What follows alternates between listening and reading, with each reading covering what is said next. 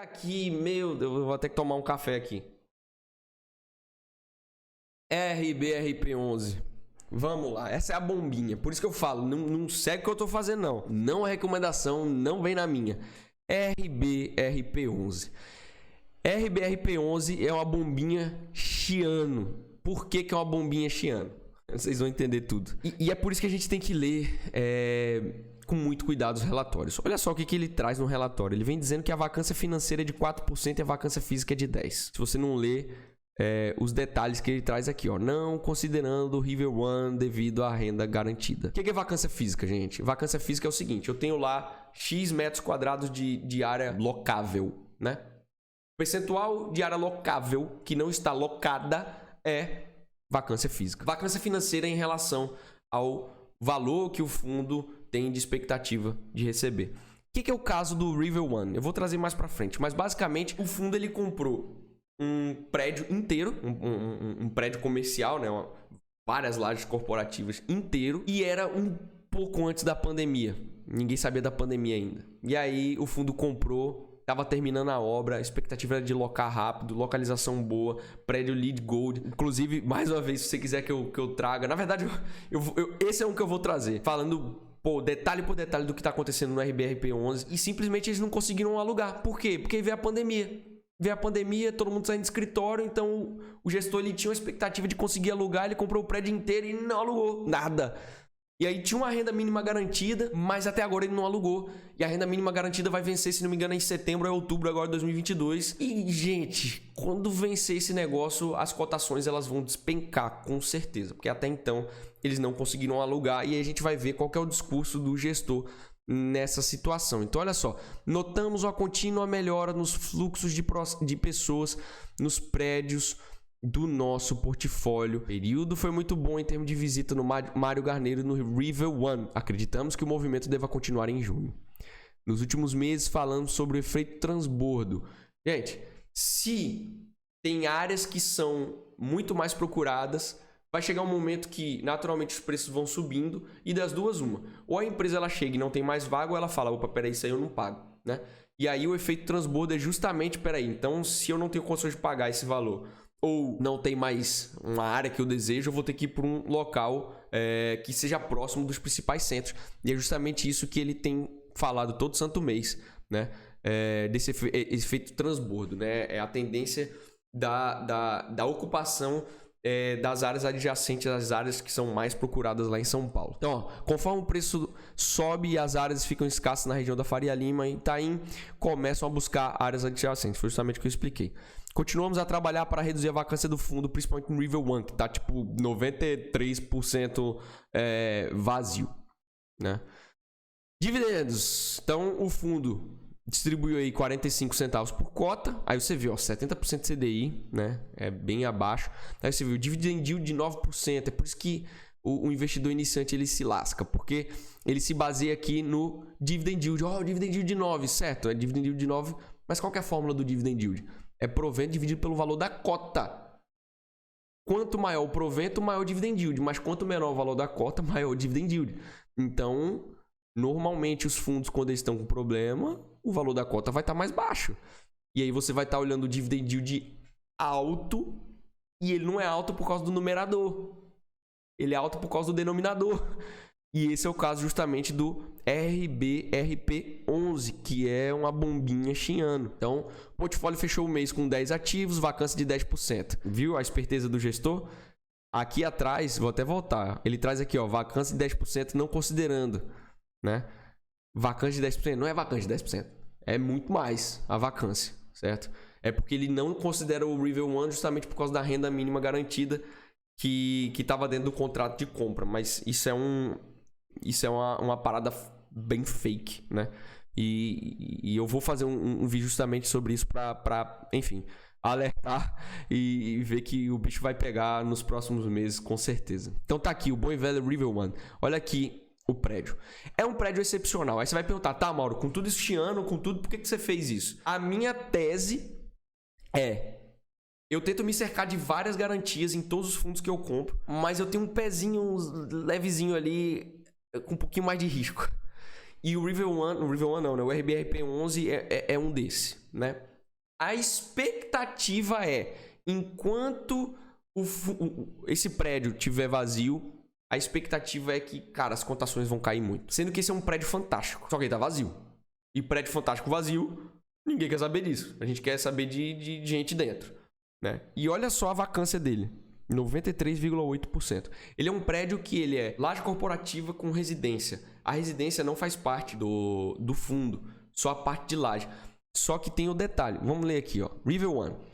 Mês de maio teve um aumento das vistas, acho que era para ser visitas, né? Ao River One em relação a abril, porém ainda não percebemos o senso de urgência que almejamos. Além disso, a absorção em regiões próximas continua aumentando, deixando o River One como uma das poucas opções. Seu gestor vem repetindo mês a mês.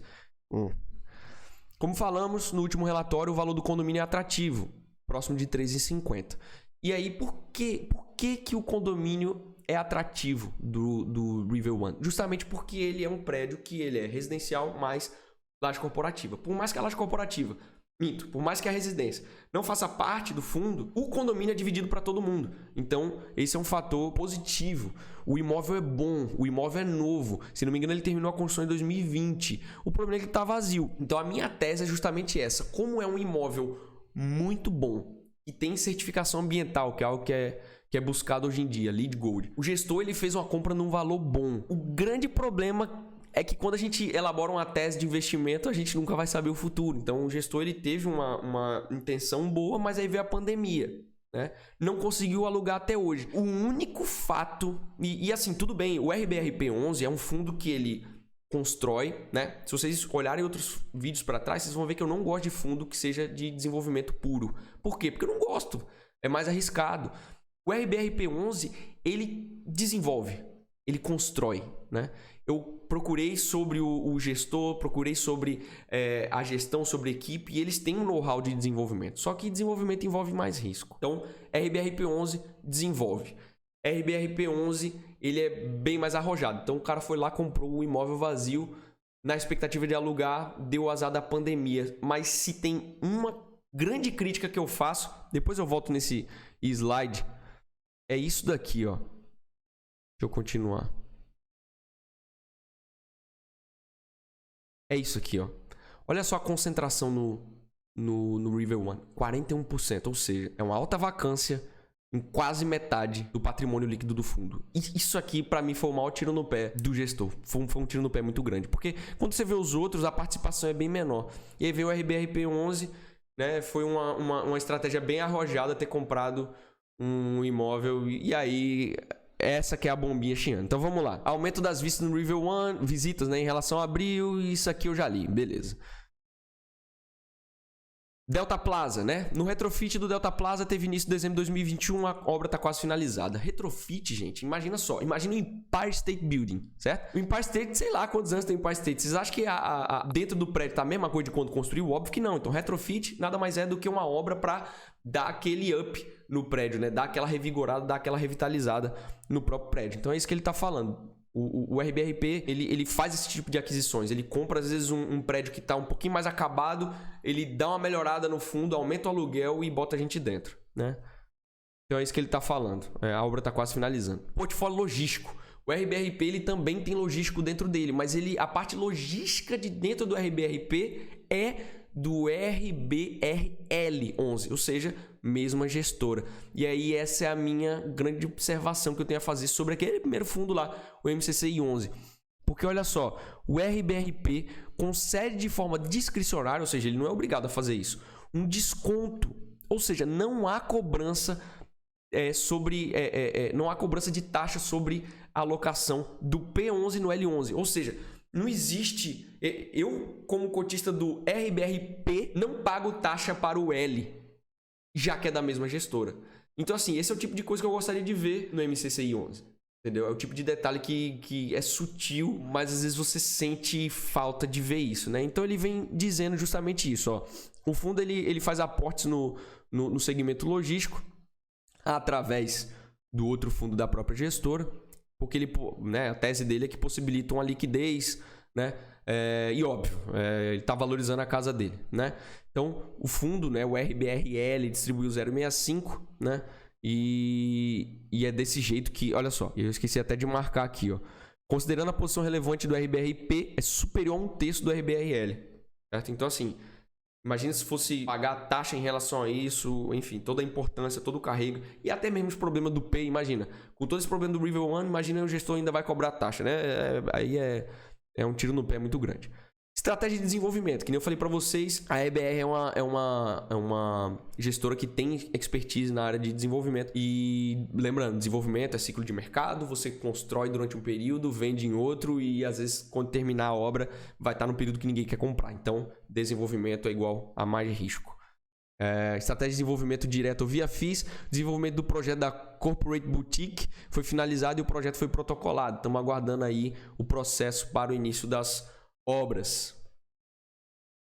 Então, o terreno, né, a 350 metros da Faria Lima, que é a principal região lá de São Paulo, e o cenário base dele é ter uma taxa de retorno superior a 15% ao ano em 5 anos, né? E uma renda mensal garantida, garantida não, né? Uma renda mensal aproximada de 10% ao ano sobre o capital investido. Então, a aprovação do projeto deve acontecer em até 12 meses e a obra deve durar 24. E aí, como eu falei para vocês, desenvolvimento é algo arriscado. Se tem risco, eu espero muito retorno, mas também pode dar ruim. Então, RBRP11 são fortes emoções aqui nesse fundo imobiliário. Por isso que eu não indico, não sei o que eu estou fazendo, não indico de forma alguma nada, muito menos que você entre no RBRP, certo? Então, a tese é fortemente embasada e bem posicionada em relação ao preço que os imóveis subirão em São Paulo, puxado pela baixa vacância da região e o substancial aumento do custo de reposição. Custo de reposição é tipo assim, o custo, quanto que custa para você construir um imóvel, né? Então ele está dizendo que tipo assim, poxa, a área é boa, eu vou conseguir construir, tem uma expectativa de aumento e, simplesmente você construir um imóvel lá não é coisa barata, a gente vai construir e por isso que é a expectativa, é a tese, né, de investimento. E aí ele vem dizendo, né, puxando a sardinha pro lado dele, o time robusto de desenvolvimento que possui mais de 1 bilhão investido, blá blá blá, e desenvolvimento não deve superar 10% do portfólio.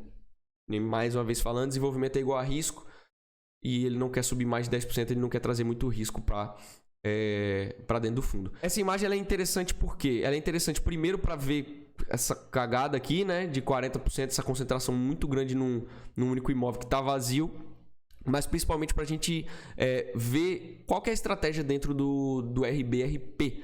Ele é dividido em estratégia core, ou seja, basicamente são imóveis de laje corporativa. Tática são movimentos estratégicos, ou seja, ele faz movimentos curtos, ele quer comprar para vender, para ter um ganho de capital em outros tipos de fundo imobiliário. Estratégia de liquidez, dinheiro, né? Ele coloca ali o dinheiro numa renda fixa e tal, capacidade ali de oportunidade. E desenvolvimento, que está com 1,7, ele fala que não vai ultrapassar 10%. Então, de acordo com a estratégia, ele está alinhadinho, o maior problema é isso aqui, ó, vago e muito concentrado. Vamos lá, evolução da vacância física e financeira. E aí ele traz aqui, ó, os asteriscozinhos, tá vendo? Não considera a vacância do River One.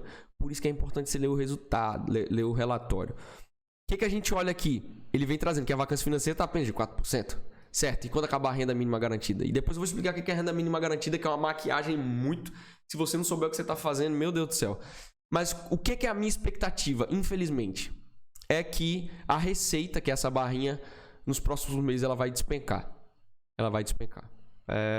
E despencando a receita, naturalmente vai trazer os valores abaixo. Como eu estou dando esse voto de confiança no gestor? Como eu estou dando um voto de confiança nessa tese que é bem arrojada para um longo prazo?